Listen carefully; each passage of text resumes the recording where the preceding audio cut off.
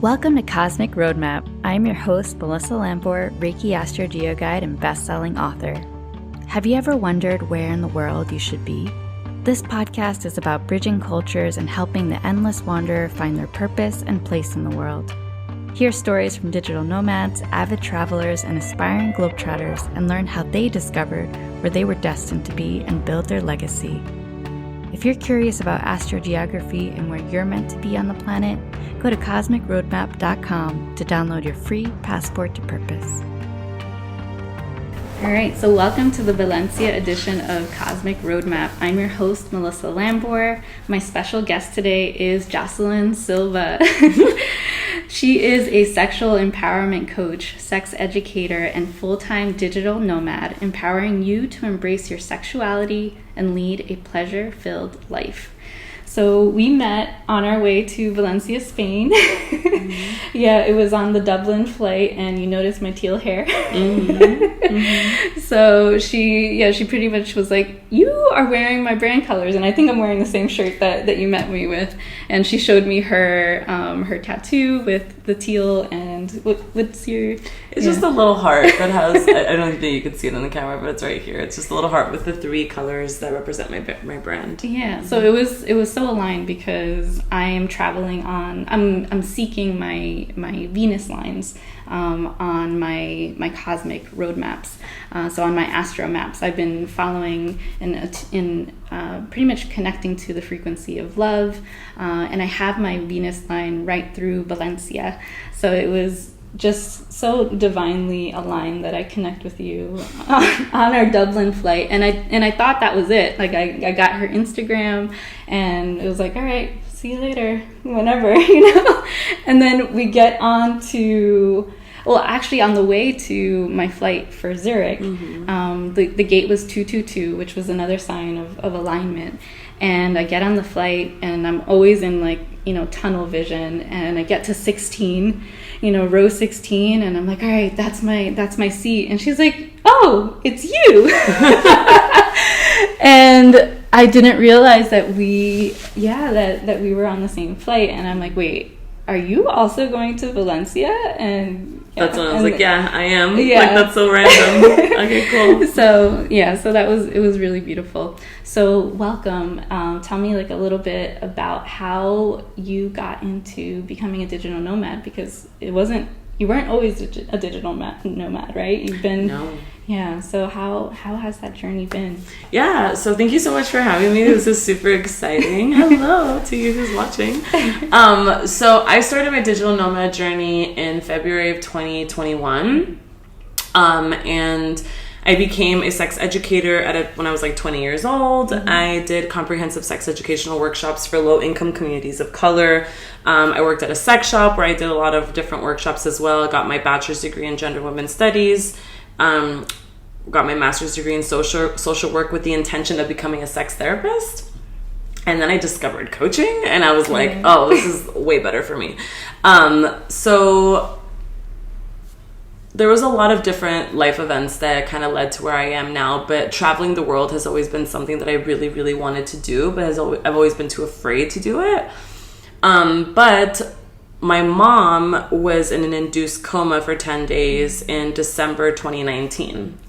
And so seeing my mom lifeless on the bed really kind of struck something inside of me. Like there was just a switch that was flipped in that moment where I was like, oh, I'm gonna die one day. Like your mortality was in your face. In my face, yeah, where I was like, oh, my mom's gonna die one day. I'm gonna die one day.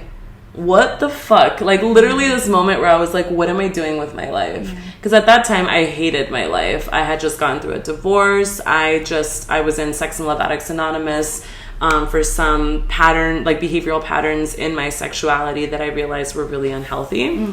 So my life was really crumbling when that happened. And then when my mom was on the verge of death, it was just a really impactful experience. So anyways, there was a moment where I walked away and essentially had a conversation with God where I said, if you give me my mom back, I'll do whatever you want me to do. And my mom survived. And so I went to an astrologist immediately and I said, I need to figure out what I need to do. I need to hold this end of the bargain. Yeah. And she just looked me dead in the eye. This is December 2019. And she goes, whatever you have in your heart to do, you need to do it now. She's like, no more dress rehearsal. 2020 is going to be a huge year for the world. You need to do it now. Whatever it is. She's like, what do you want to do? And I said, well, I've always wanted to be a sex coach. I've always wanted to support women on their sexualities. And I've also always wanted to travel the world, right? And she goes, dope. That's what you need to do. And I was like, all right. So I hired a life coach and she helped me on this journey.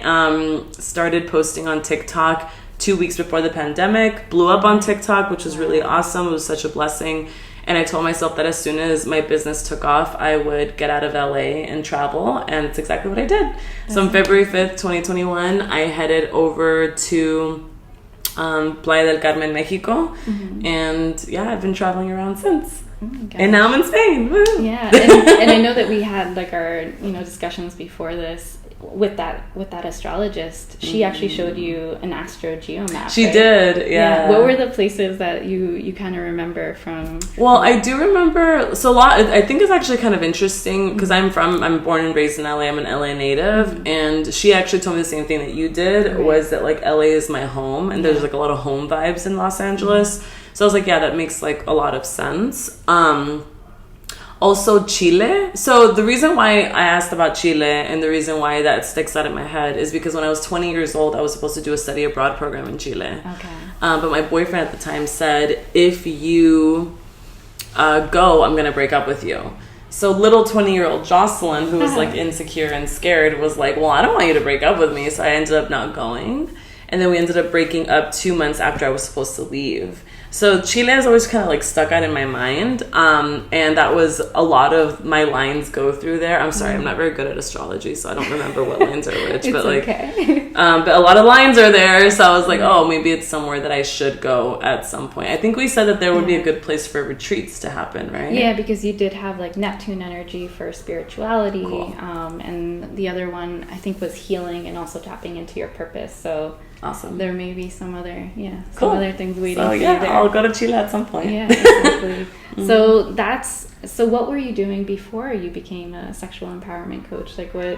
What got you there? Okay.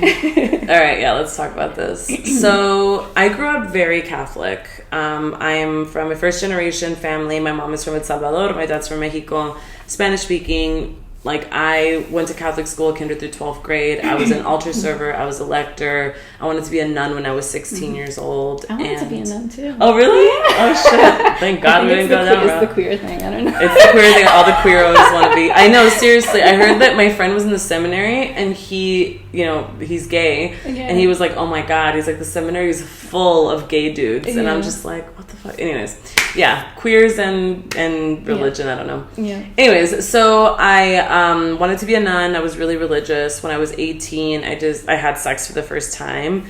The clouds parted, the angels sang, and I was like, what the fuck? How is sex bad? Because I was raised to believe that sex was bad, and I developed a lot of shame and guilt around my sexuality because of my Catholic upbringing. So when I was 18, I started questioning my religion, started questioning my faith, left the Catholic Church, got very involved in school, in the Feminist Club, the Queer Alliance, the Students for Social Justice, and really immersed myself in wanting to learn more about sexual empowerment. And so, like I said, I became a sex educator, and then after that, got my bachelor's degree, and I always knew that I wanted to be a sex therapist, right? Well, around that time, I also started developing really unhealthy patterns because as I left the Catholic Church, I also lost my sense of moral compass and morality. So I was like cheating on people left and right, manipulative, lying, under the guise of sexual empowerment. So I would say like, oh, I'm a sexually empowered first generation, like cute ass Latina. I'm gonna do whatever the fuck I want, right? But I wasn't respecting people or stepping into my integrity. So throughout that process, I got married and went to therapy, told my therapist, I don't want to cheat on my spouse, please help me. And then after that, I stopped going to therapy, and then 6 months later, I started cheating. And so my spouse caught me, and we got divorced.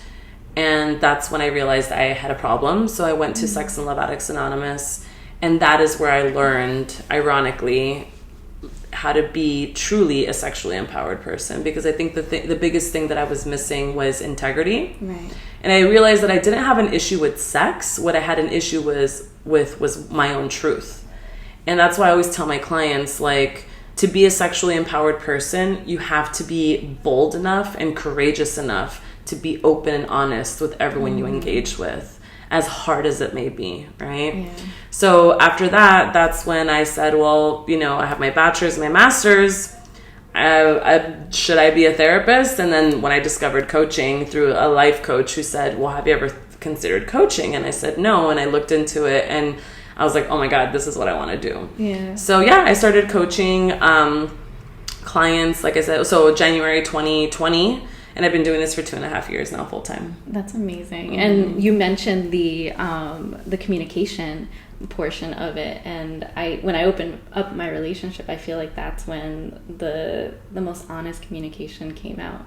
So yeah, that was another thing that connected us too, was that we're, you know, queer, and also in also poly as well. So yeah, that was a huge thing. So where else are you on your journey? We're here in Valencia, so what else? What are your plans like moving? I don't really like to make plans. I just literally like to go wherever the wind blows. So I started in Mexico, and I lived there for 9 months, and I loved it. I was only supposed to be there for a month, and then I lived there for 9 because Playa del Carmen is a shit. Yeah. And then I went to Colombia for 6 weeks, and then went back to Mexico because I loved it so much. But now I'm here in Valencia. After here, I'm going to go to Barcelona, Sevilla, Marbella. So just kind of hang out in Spain for about a month. And then my best friend, who is actually also a digital nomad and has been doing it for many years and just started her business, helping people become digital nomads. We're going to be traveling around Eastern Europe. So for the month of September and October. Okay. And then I'm going to Oaxaca for Day of the Dead because I've always wanted to do that. I've always wanted to do that, but I haven't had the chance to, so. Yeah. And then in January, I want to probably go to Peru or Thailand. So I'm not sure yet. Like, I have like an idea of what I'm doing, but there's like a lot of gray area, which is what I enjoy. So you're not really someone that is guided by like astrogeography. No, I go wherever messages send me to go. Yeah. So Playa del Carmen came to me through a song. Okay. So what song in particular do you remember? Yeah, so I had a coach who lived in Playa del Carmen, and for some reason that just city just stuck out in my head to be the first place to go. I never heard of it, never been there, knew nothing about it, just knew that he lived there. Right. And so I told the universe, if I'm supposed to go to Playa del Carmen, send me a sign. Yeah. The next day, one of my good friends, my roommate, she shows me this song by this reggae band called Revolution, and it's called Brighter Side of Life. And in the song, it literally says like 5 times, get your bags packed. Yeah. Get your bags packed. And get your bags. And I was like, oh, yeah, I showed it to you. And I was like, oh. And then I told my friend, I was like, I asked the universe for a sign if I should go now. And she looked at the song. She's like, this is like the most clear message you can ever receive. So literally the next day I bought my one-way ticket and I just left. And then I'm in Europe here because I'm here because some of my friends from Mexico are here as well. Right. So I was like, all right, I'll come in and see what's up. But and they're friends that you met in Mexico. Yeah, in Playa del Carmen. In Playa del Carmen. Yeah. Do you find that as digital nomads you start traveling, like these friends that you make, you keep on just making just making these totally you make connections all over the world. That's the coolest thing, you know, about being a digital nomad. For example, this weekend I'm going to go celebrate my friend's birthday in Barcelona. I met all of them in Mexico. My best friend, my platonic life partner, she's going to be coming over and we're going to be traveling Eastern Europe. You know, I went with her to Colombia and Mexico. We met each other in Mexico too. Right.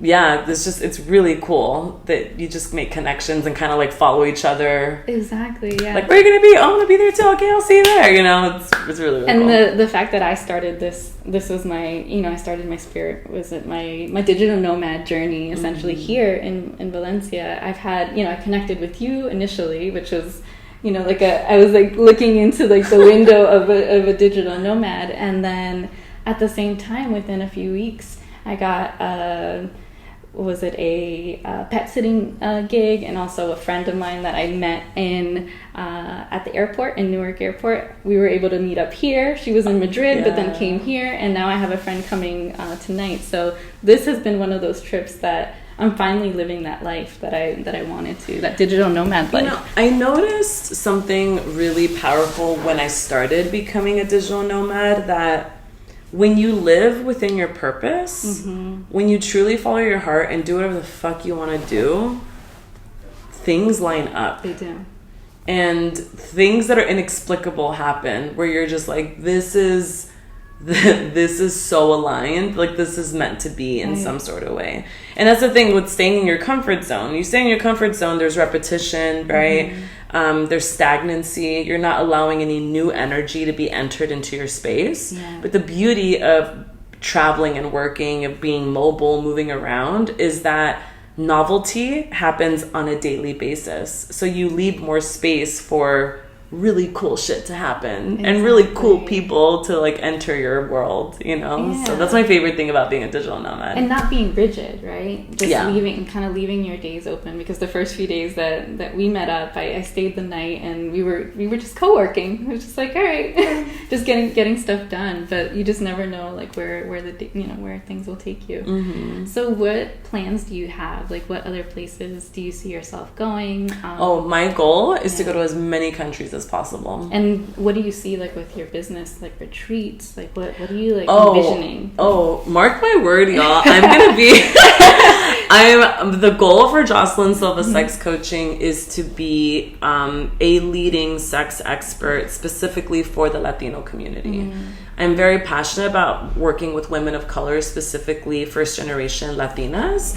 And it's something that I feel like our stories don't get told enough, because we have such a unique story. We have the influence of Catholicism. We have the influence of the culture that we're grown up with in Latin America, which is very machista, right? Patriarchal. We also have the divide of language between Spanish and English, being first generation in the United States.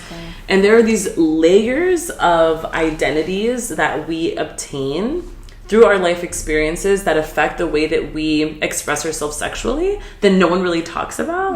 And so the goal for Jocelyn Silva Sex Coaching is to really change as many first generation Latinx women's life as possible, and also just to change the world one orgasm, Jesus, I can't say the word. Change the world one orgasm at a time.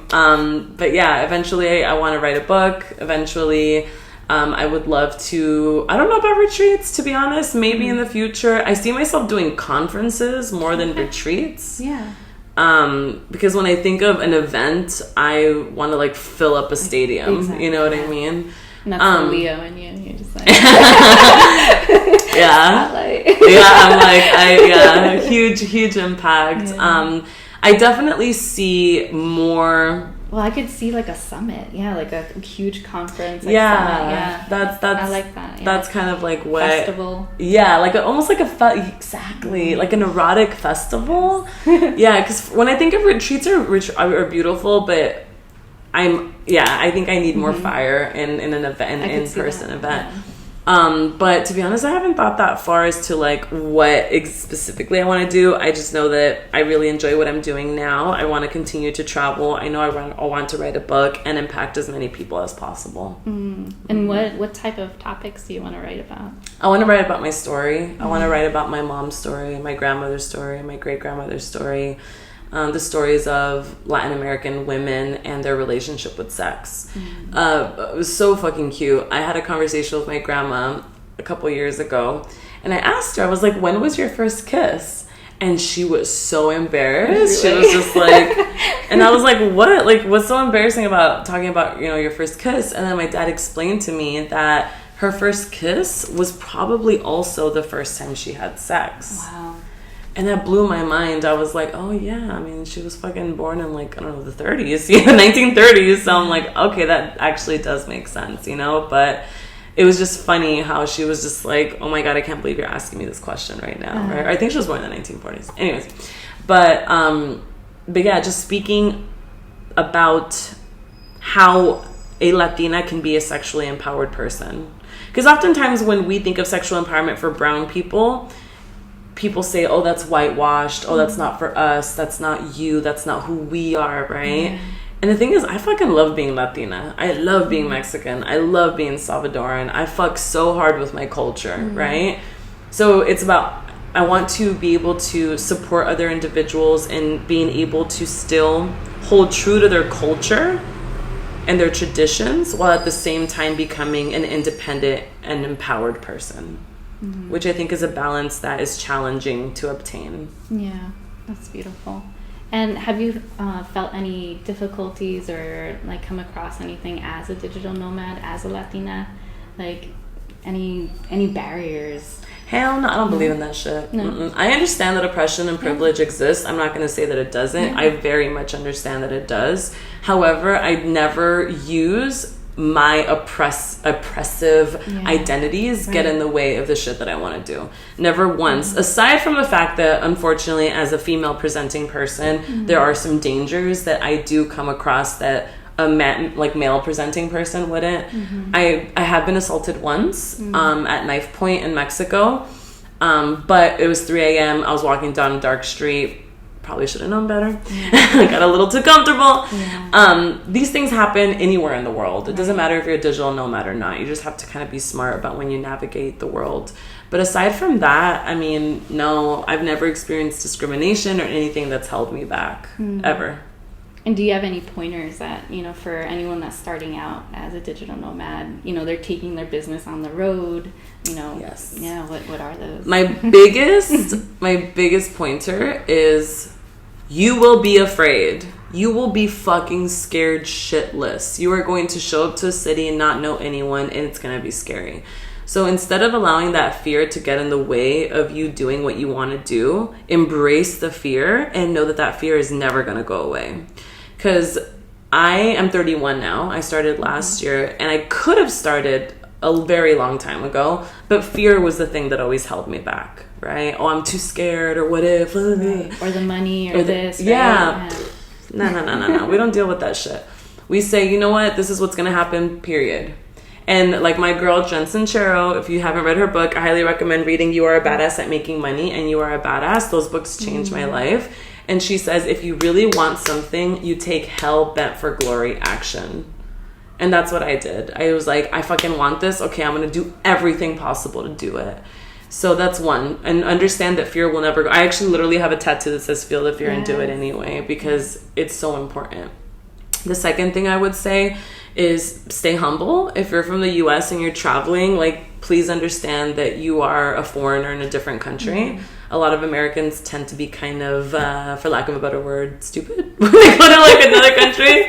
So just, stay humble when you enter a space that isn't yours, right? Especially if you are a white person. I think that's really, really important.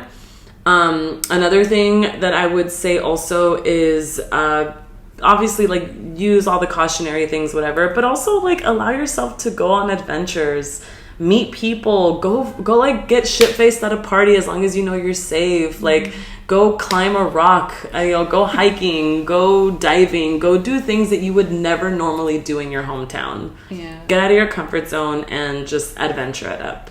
So yeah, that's what I would say. Yeah, and that's what I realized, traveling, I didn't travel like long-term like this before, but just traveling through hostels, like staying at hostels was a good way. What do you do now? Do you stay at hostels like at your age, or how do you meet people when you're not at hostels? Because I do find that difficulty if you stay at an Airbnb or you're renting a place. Like, how do you connect with people? Is it through apps? Yeah, so it depends. I like so I'm single, so I really enjoy going on dates. So I use this app called Field, and I've met some really cool people on Field, FEELD. And it's great because it's like kinky, poly, queer friendly, super awesome app. Tinder's pretty good. Though I don't really use Hinge when I'm around. It's usually because Tinder is the one that's most worldwide known. So Tinder and Field are pretty good that I really enjoy. I'm also just like a social butterfly. I don't have a shy bone in my body. So sometimes I'll literally just go to like a local bar and sit at the bar and just start talking to people. And that's why you started talking to me. Yeah. I saw your teal hair and I was like, is your favorite color teal? I was like, because that's literally like my water bottle is teal. My nails are teal. I was like, this is weird. I'm just like her walking like brand. Yeah. And it's yellow and she was wearing a yellow sweater and the red. So it's super random. So yeah, that. But if you're not as like extroverted as I am, the apps are wonderful. Also, if you just literally look up nomads in the city that you're in on Google, or if you go on nomadlist.com, there's a lot of really great events and co-working spaces that you can go to and meet people. Co-working spaces are also a really great way to meet people in different cities. Right? Meetup.com? I never use meetup.com, but possibly. Yeah. Okay. All right, good to know. Well, thank you so much for being on. Is there anything that you're offering anytime soon, and how can people connect with you? Yes. Yes, there's so many things I'm offering. So I do monthly play parlors. This month is Three's Not a Crowd. I don't know when this is going to air, but July 2020, Three's Not a Crowd. It is a play parlor all about threesomes. So understanding how to navigate group play. And then I'll also be doing monthly play parlors moving forward. I also do one-on-one coaching with women, couples, and men, supporting all of you, embracing your sexuality, becoming a more sexually empowered person. And you can find all that information on my website, jocelynsilva.com, or you can follow me on Instagram and TikTok at I am Jocelyn Silva. All right, amazing. So yes, thank you so much. And remember, lineage goes beyond your ancestors. You are meant to connect to the cosmos so you may finally find your cosmic family. Until next time, thank you. Thank you for listening to Cosmic Roadmap. If you would like to book a session with me to explore your own cosmic roadmap and chart your next destination in business, love, and life, then head over to cosmicroadmap.com.